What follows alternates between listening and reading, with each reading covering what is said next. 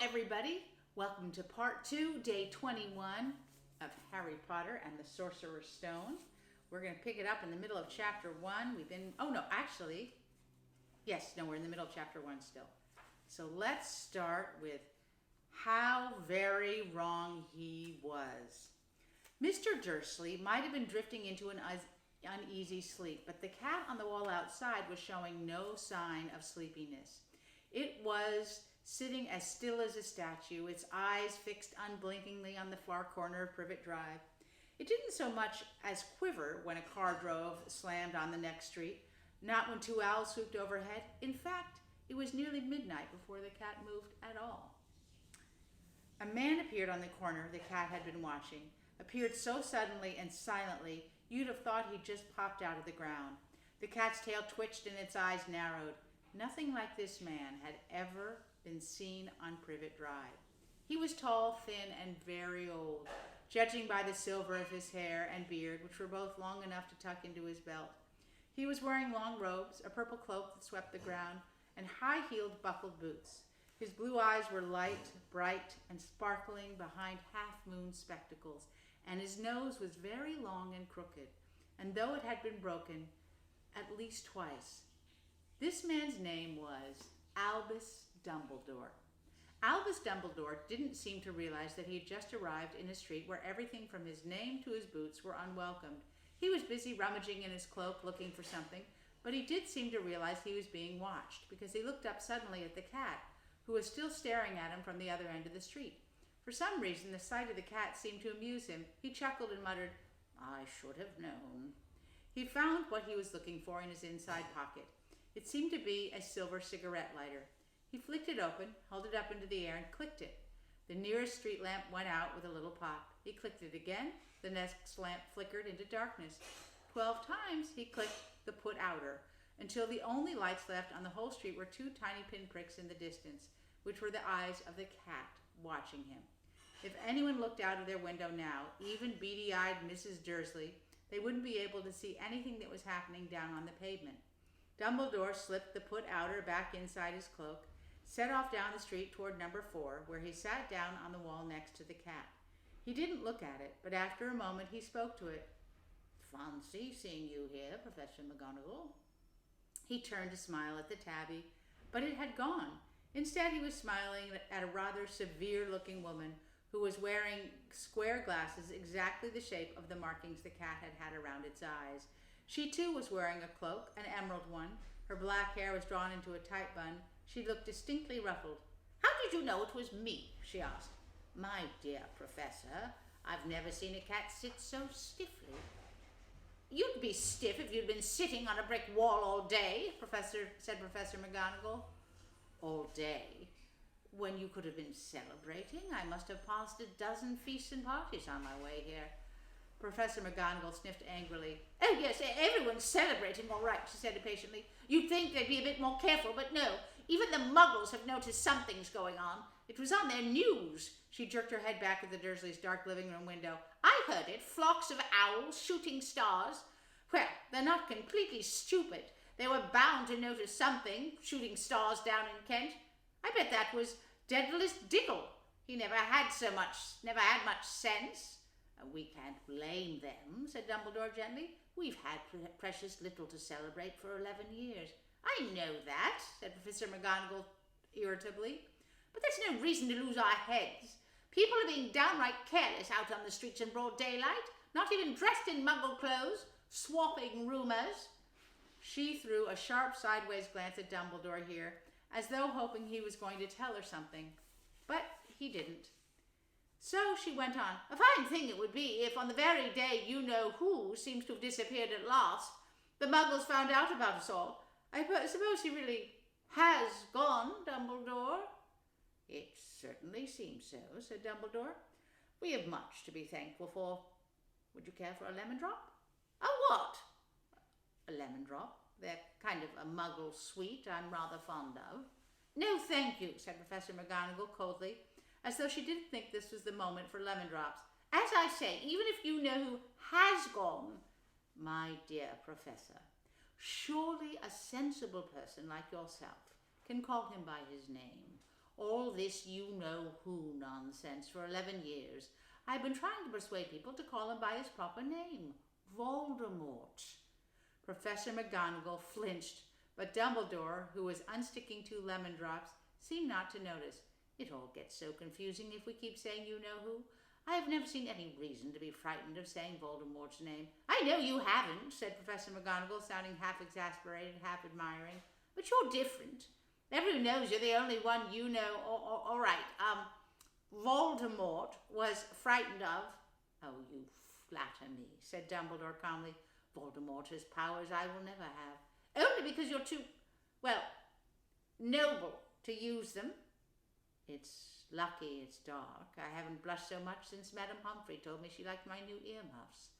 Professor McGonagall shot a sharp look at Dumbledore and said, The owls are nothing next to the rumours that are flying around.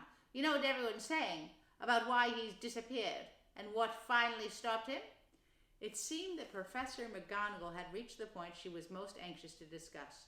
The real reason she had been waiting on a cold, hard wall all day.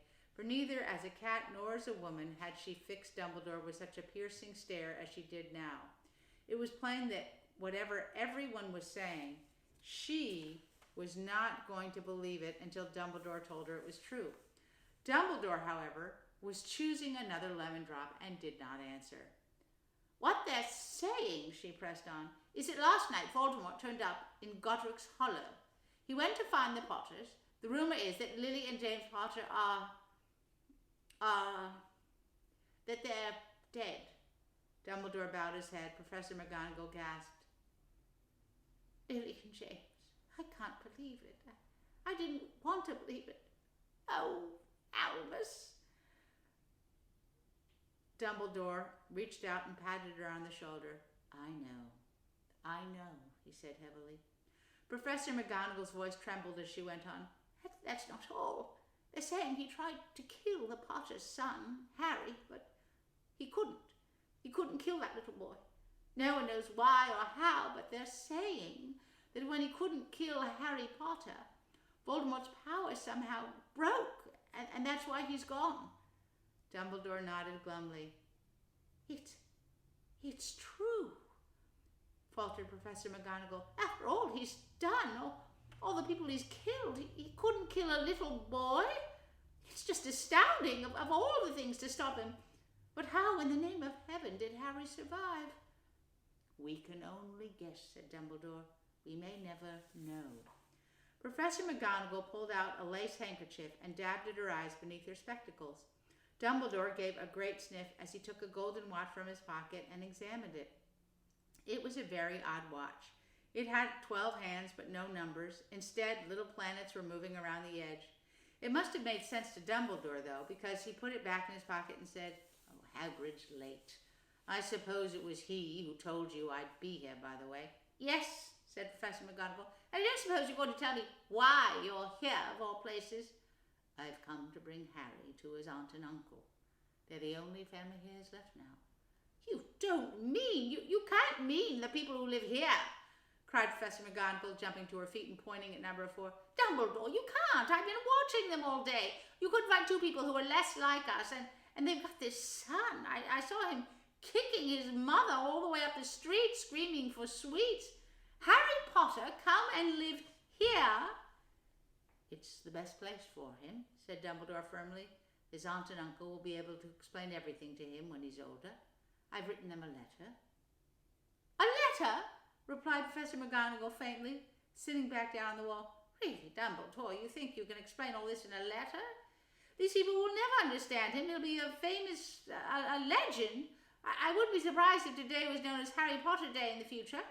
There will be books written about Harry. Every child in our world will know his name. Exactly, said Dumbledore, looking very seriously over the top of his half-moon glasses. It would be enough to turn any boy's head. Famous before he can walk and talk. Famous for something he won't even remember. Can't you see how much better off he'll be growing up away from all that until he's ready to take it? Professor McGonagall opened her mouth, changed her mind, swallowed, and said, Yes, you're right, of course, but how is the boy getting here, Dumbledore? She eyed his cloak suddenly as though she thought he might be hiding Harry underneath it. Hagrid's bringing him. You think it wise to trust Hagrid with something as important as this? I would trust Hagrid with my life, said Dumbledore. I'm not saying he isn't, his heart isn't in the right place, said Professor McGonagall grudgingly, but you can't pretend he's not careless. He does tend to, what was that? A low rumbling sound had broken the silence around them. It grew steadily louder as they looked up and down the street for some sign of a headlight. It swelled to a roar as they both looked up at the sky, and a huge motorcycle fell out of the air and landed on the road in front of them. If the motorcycle was huge, it was nothing to the man sitting astride it. He was almost twice as tall as a normal man, at least 5 times as wide. He looked simply too big to be allowed so wild,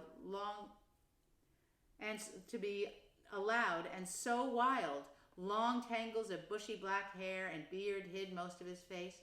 He had hands the size of trash can lids, and his feet in their leather boots were like baby dolphins. In his vast muscular arms, he was holding a bundle of blankets. Hagrid, said Dumbledore, sounding relieved. At last. And where did you get that motorcycle? Borrowed it, Professor Dumbledore, sir, said the giant, climbing carefully off the motorcycle as he spoke. Young Sirius Black lent it to me. I've got him, sir. No problems, were there? No, sir. House was almost destroyed, but I got him out all right before the muggles started swarming round. He fell asleep. We were flying over Bristol. Dumbledore and Professor McGonagall bent forward over the bundle of blankets inside. Just visible was a baby boy, fast asleep. Under a tuft of jet black hair over his forehead, they could see a curiously shaped cut, like a bolt of lightning. Is that where? Yes, said Dumbledore. You'll have that scar forever. Couldn't you do something about it, Dumbledore? Even if I could, I wouldn't. Scars can come in handy. I have one myself above my left knee that is a perfect map of the London Underground. Well, give him here, Hagrid. We'd better get this over with. Dumbledore took Harry in his arms and turned toward the Dursley house. Could I say goodbye to him, sir? Asked Hagrid. He bent his great shaggy head over Harry and gave him what must have been a very scratchy, whiskery kiss. Then suddenly Hagrid let out a howl like a wounded dog. Shh! Hissed Professor McGonagall. You'll wake the McGonagalls. Sorry, sobbed Hagrid, taking out a large spotted handkerchief and burying his face in it. Boy, I can't stand it. Lily and James dead, and poor little Harry off to live with muggles. Yes, it's all very sad, but get a grip on yourself, Hagrid, or we'll be found. Professor McGonagall whispered, patting Hagrid gingerly on the arm as Dumbledore stepped over the low garden wall and walked to the front door. He laid Harry gently on the doorstep, took a letter out of his cloak, tucked it inside Harry's blankets, and then came back to the other two. For a full minute, the 3 of them stood and looked at the little bundle. Hagrid's shoulders shook. Professor McGonagall blinked furiously, and the twinkle light that usually shone from Dumbledore's eyes seemed to have gone out. Well, said Dumbledore finally, that's that. We've no business staying here. We may as well go and join the celebrations. Yeah, said Hagrid in a very muffled voice. I'll be taking Sirius' bike back. Night, Professor McGonagall. Professor Dumbledore, sir. Wiping his streaming eyes on his jacket sleeve, Hagrid swung himself onto the motorcycle and kicked the engine into life. With a roar, it rose into the air and off into the night. I shall see you soon, I expect, Professor McGonagall, said Dumbledore, nodding to her. Professor McGonagall blew her nose in reply. Dumbledore turned and walked down back the street. On the corner, he stopped and took out the silver put-outer. He clicked it once, and 12 balls of light sped back to their street lamps so that Privet Drive glowed suddenly orange, and he could make out a tabby cat slinking around the corners at the other end of the street. He could just see the bundle of blankets on the step of number 4. Good luck, Harry, he murmured.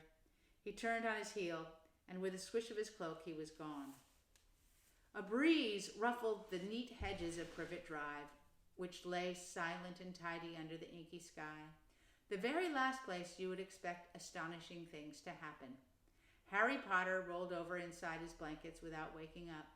One small hand closed on the letter beside him, and he slept on, not knowing he was special, not knowing he was famous, not knowing he would be woken in a few hours' time by Mrs. Dursley's scream as she opened the front door to put out the milk bottles, nor that he would spend the next few weeks being prodded and pinched by his cousin Dudley. He couldn't know that, at this very moment, people meeting in secret all over the country were holding up their glasses and saying in hushed voices, "To Harry Potter, the boy who lived." And that brings us to the end of chapter 1. We'll start tomorrow, chapter 2, the vanishing class. So stay tuned for chapter 2. Have a great rest of your day. Have fun doing all that you got to do and all that you want to do too. See you tomorrow. Bye-bye. Bye.